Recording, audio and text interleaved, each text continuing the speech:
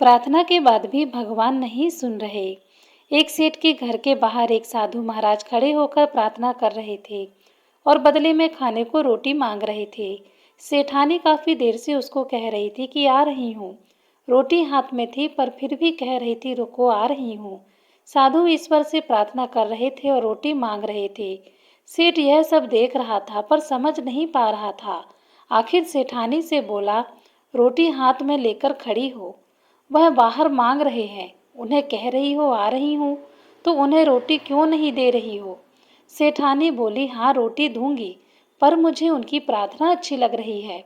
अगर उनको रोटी दे दूंगी तो वह आगे चले जाएंगे। मुझे उनकी प्रार्थना और सुननी है। यदि प्रार्थना के बाद भी भगवान आपकी नहीं सुन रहे हैं तो समझना चाहिए कि उस सेठानी की तरह प्रभु को आपकी प्रार्थना प्यारी लग रही है। इसलिए इंतजार करो और प्रार्थना करते रहो। सभी के जीवन में कष्ट आते हैं, दुख आते हैं, पर कैसा भी दुख और कष्ट आए, प्रार्थना मत छोड़िए। जैसे आप कष्ट आने पर भोजन करना नहीं छोड़ते, बीमारी आने पर सांस लेना नहीं छोड़ते, फिर छोटी छोटी तकलीफों में आप भगवान की प्रार्थना करना क्यों छोड़ देते हैं?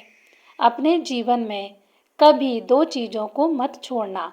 भोजन छोड़ दोगे तो जी नहीं पाओगे और प्रार्थना छोड़ दोगे तो कहीं के नहीं रह पाओगे।